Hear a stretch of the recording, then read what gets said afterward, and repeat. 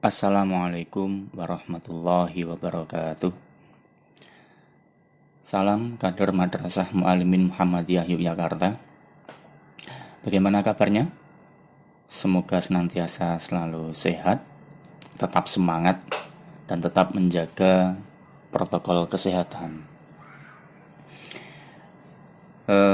Setelah kemarin kita sudah mempelajari materi teks laporan hasil observasi, dan terima kasih bagi yang sudah mengumpulkan tugas-tugasnya, dan tugas-tugasnya akan saya gunakan untuk menginput nilai. Jadi nanti nilai raport itu nanti juga salah satunya berasal dari nilai yang sudah kalian kerjakan kemarin ya. Jadi tugas kemarin itu nanti juga akan menjadi pertimbangan untuk membuat nilai raport. Baik, langsung saja kita lanjutkan materinya. Untuk materi kedua dari kelas 4 aliyah ini adalah teks eksposisi. Teks eksposisi ini baru untuk kalian. Jadi bagi yang sudah menerima buku, boleh dibuka bukunya, boleh sambil menyimak bukunya, dan ikuti video ini dengan baik. Baik, akan saya jelaskan teks eksposisi untuk kelas 4 aliyah. Sebelumnya, di slide selanjutnya, slide kedua ini, akan saya jelaskan dulu tujuan pembelajaran. Yang pertama adalah mengidentifikasi baik permasalahan, argumentasi, pengetahuan, maupun rekomendasi dari teks eksposisi yang didengar atau dibaca. Yang kedua, mengembangkan isi, permasalahan, argumen, pengetahuan, dan rekomendasi teks eksposisi secara lisan dan tulis. Baik, kita lanjutkan ke slide yang ketiga. Kita perlu tahu dulu apa yang disebut sebagai teks eksposisi. Teks eksposisi ini adalah teks yang menerangkan suatu pokok persoalan yang dapat memperluas wawasan pembaca. Untuk mempertegas masalah yang disampaikan, biasanya dilengkapi dengan gambar atau data statistik. Tujuannya agar pembaca mendapat informasi dan pengetahuan dengan sejelas-jelasnya. Ini pengertian umumnya seperti ini ya. Jadi eksposisi itu nanti kita bisa melihat pada sebuah gambar, kemudian gambar itu kita jelaskan.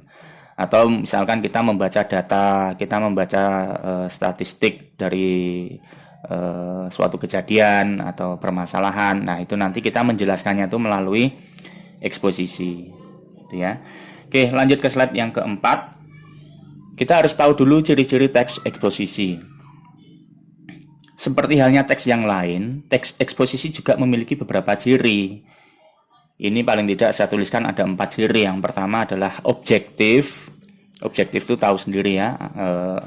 Objektif itu kita langsung tepat pada sasaran, tidak lepas dari sasaran, dan kita menilai secara apa adanya, tidak berdasarkan pada kesenangan atau menarik menurut kita. Itu bukan objektif tapi subjektif. Tapi kalau objektif itu adalah sesuai yang kita lihat. Yang kedua bersifat informatif karena namanya eksposisi, misalkan ada sebuah gambar atau sebuah data statistik. Kalau hanya berupa gambar, berupa data, maka itu belum mencakup ke informasi keseluruhan. Jadi perlu adanya penjelasan eksposisi. Jadi lebih informatif nanti ya. Yang ketiga, teksnya memuat fakta. Jelas ya, fakta. Apa adanya, ini sesuai dengan yang objektif tadi. Dan yang keempat, menggunakan bahasa baku. Jelas, yang namanya faktual itu penggunaan bahasanya harus bahasa baku. Lanjut pada slide yang kelima. Kita akan mempelajari juga jenis-jenis teks eksposisi.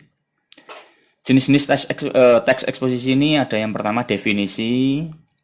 Itu nanti pengertiannya di jenis-jenis ini bisa kalian baca lewat lampiran materi ya. Jadi yang ada di dalam slide ini hanya penjelasan, hanya keterangan singkat, dan keterangan lebih jelasnya nanti dibaca sendiri di lampiran materi. Pertama ada eksposisi definisi, kemudian eksposisi proses, ketiga eksposisi ilustrasi, 4 eksposisi pertentangan, kelima eksposisi perbandingan, selanjutnya eksposisi klasifikasi, kemudian ada eksposisi berita, dan yang terakhir ada eksposisi analisis. Itu ya. Jadi untuk pertemuan pertama dari eksposisi ini kita mengenal singkat dulu apa itu eksposisi, kemudian kita juga tahu apa itu jenis-jenisnya, kemudian kita juga tahu ciri-cirinya. Selebihnya nanti dibaca di lampiran materinya. Nanti kita lanjutkan pada slide berikutnya tentang struktur dan kebahasaan dari eksposisi. Struktur teks eksposisi itu hanya ada tiga. Yang pertama adalah pernyataan pendapat atau tesis, yang kedua argumentasi, dan yang ketiga adalah penegasan ulang. Jadi teks eksposisi itu nanti mencakup banyak hal, tetapi secara struktur kita hanya ada tiga.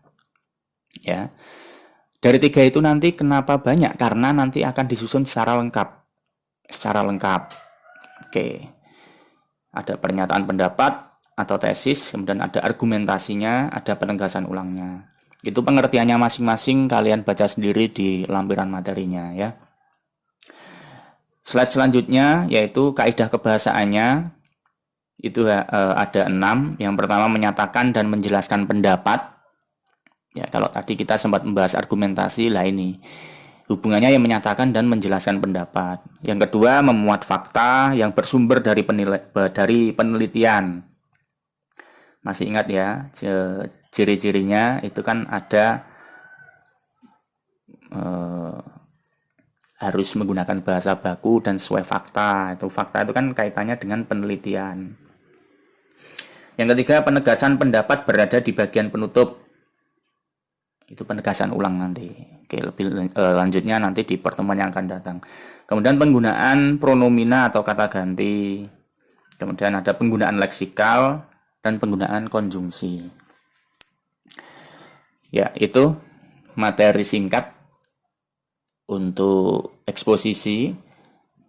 Mungkin di pertemuan selanjutnya kita akan membahas lebih dalam lagi. Yang paling penting adalah kalian baca materinya, lampiran materinya. Yang sudah menerima buku, dibaca bukunya, dipahami betul-betul. Karena apa? Nanti ketika saya memberikan tugas, kalian sudah mampu untuk mengerjakan. Ya, harus lebih baik lagi dalam mengerjakan tugasnya. Untuk pengantar saya akhiri dulu. Selamat belajar. Saya akhiri. Wassalamualaikum warahmatullahi wabarakatuh.